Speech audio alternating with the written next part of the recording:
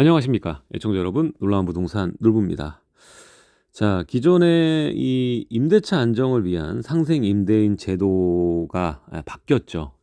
이번 정부 들어와서 바뀌면서 1년의 거주 기간이 아닌 2년의 거주 기간, 그러니까 2년이라고 하면 비과세를 완성할 수 있는 기간을 줘버리는 이 완화책이 나왔었죠.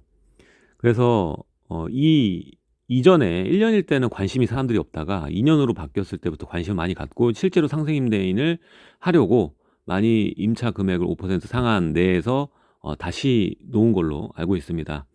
근데 여기서도 문제점들이 있어요. 그래서 정확하게 입장 표명을 안 해주니까 뭐 신문 십답 나오고 뭐 이런 게 해도 부족하니까 계속 많은 분들이 질문을 하고 했던 것 같아요. 그래서 이게 지금 많은 방에 돌고 있는 내용이거든요. 그래서 기재부의 재산세제과 사무관과의 통화라는 제목으로 돌고 있는데 출처가 없어요. 출처인 신분은 말씀해 주면 좋을 텐데 하여튼 출처가 없어요. 그래서 이거를 사실이다 라고 딱 정해서 얘기할 수는 없어요. 딱 정해서 얘기할 수는 없습니다만 참고하고 여기에 대한 정확한 입장 표명이 나올 거라고 봅니다. 보완이 필요하고 알려줘야 됩니다.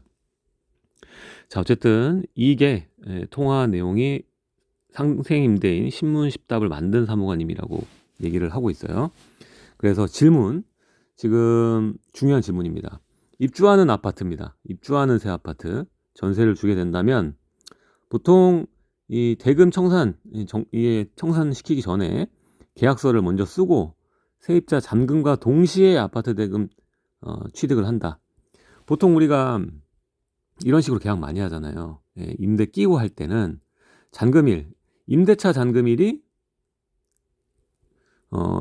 여기 있는 취득일, 취득잔금일로 하잖아요. 이게 보통의 관행이라는 거예요. 관행, 거래 관행. 지금 기재부에서 이걸 아예 무시하고 있어요. 철저하게.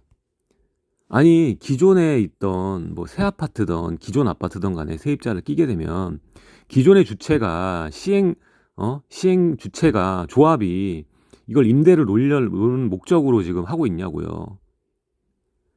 새 주인이 되는 새 주인의 그 목적에 따라서 맞춰주게 되는 거잖아요. 조건을.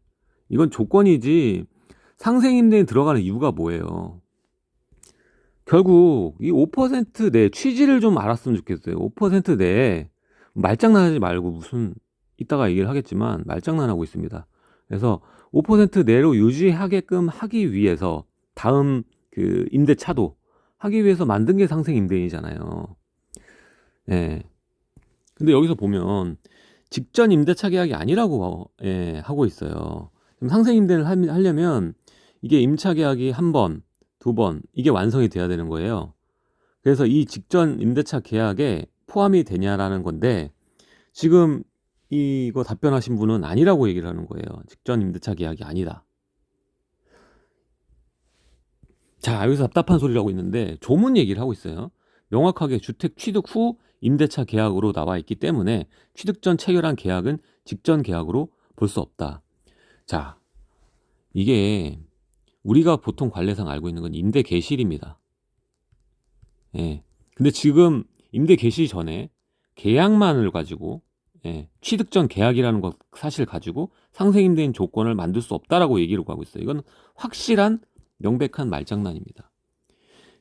자, 세금이 이제 모든 세금이 현실입니다. 현재 그게 적법한지, 목적이 부합한지 이걸 보고 실질과세 원칙이잖아요. 실질과세. 이거는 조문 얘기하고 있으면 실질과세랑 벗어나는 거 아니에요. 본인들이 말하고 나서. 이거 실질과세입니다. 제가 봤을 때 이거 잘못된 거예요. 아까도 말씀드렸습니다만 기존의 주택 주인이든 조합이든 시행자건 이 사람들이 임차 목적으로 계약을 많이 맺었습니까? 매도 목적으로 계약을 유들이 있게 봐준 거 아니에요, 먼저. 그쵸? 그리고 잔금일에 동시에 임대 개시를 할 수 있게끔 만들어준 거 아닙니까? 실질적으로 새롭게 매수한 사람이 임차의 주체라는 겁니다.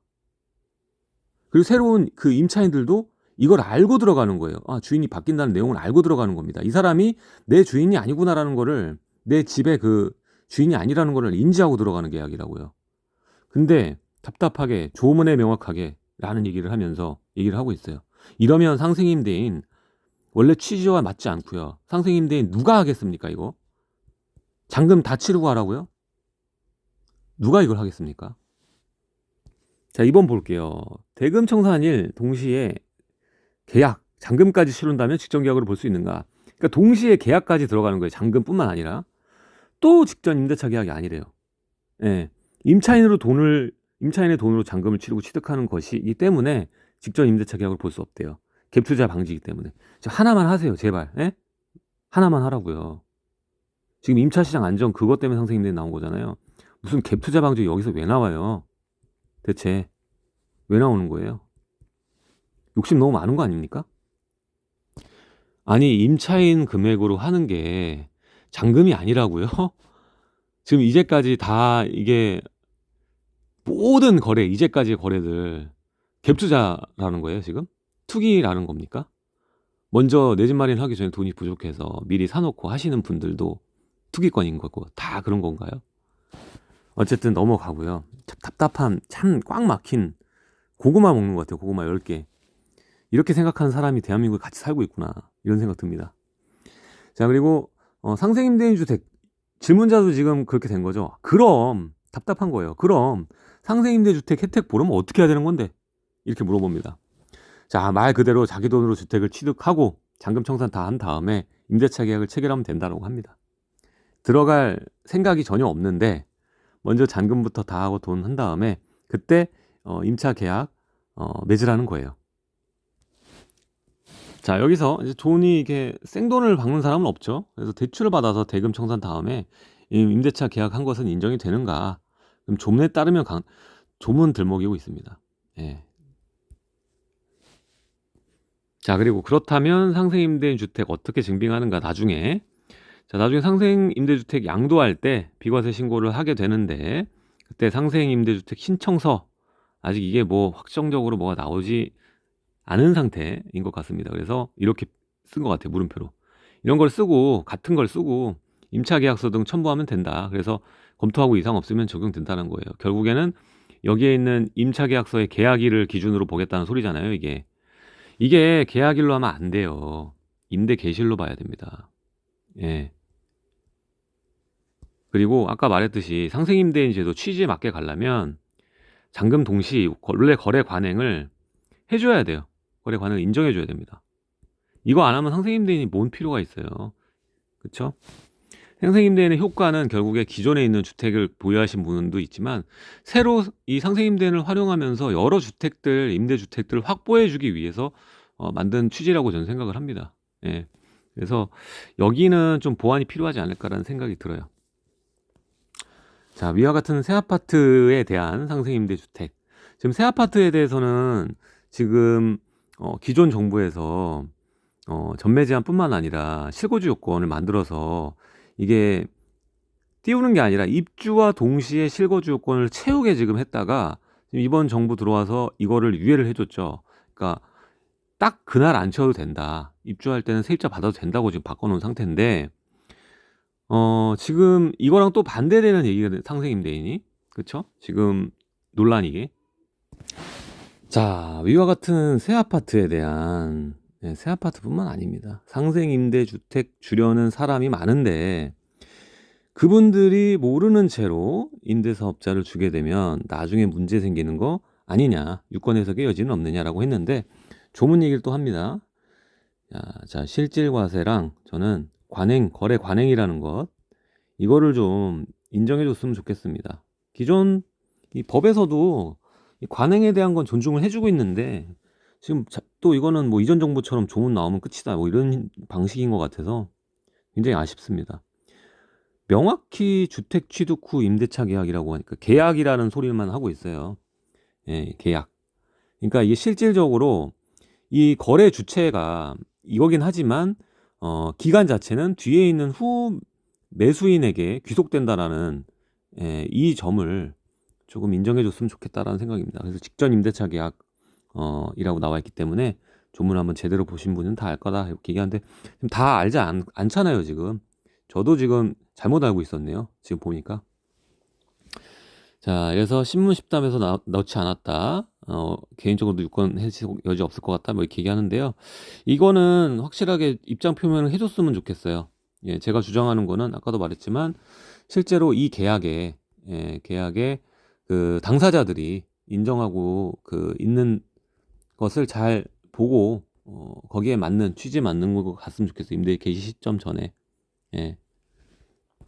자, 그리고 만약에 이렇게 된다고 해도 방법은 있습니다. 방법은 있습니다.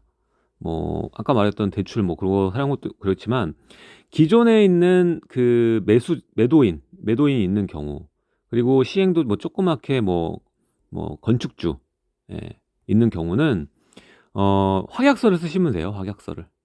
예, 확약서를 써서 잔금 전에 잔금부터, 그러니까 어 잔금 납부 전에 그냥 계약 부터 해서 등기부터 먼저 치는 거죠. 등기부터 먼저 치는 조건으로 하고 나머지 그 잔금은 임대 보증금 처음 계약 후에 받기로 한다. 이렇게 확약서 쓰고 하면 되는 거예요. 여기서 말하는 뭐 조문대로 한다면 말이죠. 그런 식으로 해서 후에 계약을 하면 됩니다. 그래서 이렇게 되면은 다 이제 알게 되는 거예요. 이렇게 돼서 이대로 그냥 밀어붙인다고 하면 기존 매도인도 알고요. 팔아야 되시는 분들이니까 그렇게 해줍니다. 확약서 쓰고 하면요. 자, 그리고 건축주들도 마찬가지예요. 이렇게 해서 되는구나. 그러면 이게 문화가 바뀝니다. 다시. 문화가 바뀌어요. 이제 확약서 잔금. 예, 확약서. 그래서 조건부 계약, 조건부 잔금. 이런 것들이 또 유행이 될 거예요. 제발 거래 관행 무시하지 마셨으면 좋겠습니다. 예, 그리고 상생임대인의 본 취지를 잊지 않았으면 좋겠습니다. 자, 오늘 내용 여기까지 하도록 하고요. 여기에 또 지금 내용이 나왔으니까 여러분들도 이제 조심을 하셔야 될 것 같아요. 이 부분에 대해서 확실하지 않으면 움직이지 않는 것이 좋을 것 같고, 제가 말씀드린 이러한 방식을 통해서 우회하는 전략 활용하시는 게 좋을 것 같으니까요. 여러분들 꼭 아시고 있었으면 좋겠습니다. 그리고 기존에 매도하실 분들도 이렇게 해야 되는구나, 이렇게 해야 매도가 되겠구나라는 생각을 하시고, 건축주들 시행자들도 이렇게 해야 잔금이 수월하겠구나라는 생각을 좀 하시면 좋겠습니다. 자, 제가 매주 수요일 오후 2시 반에 강의를 하고 있죠. 하단에 고정 댓글로 많이 신청해 주시고요. 그리고 좋아요와 구독하기 많이 부탁드리겠습니다. 자, 다음 시간에 저는 또 다른 좋은 내용으로 찾아뵙도록 하고요. 다음에 그럼 뵙겠습니다. 지금까지 시청해 주셔서 감사드립니다.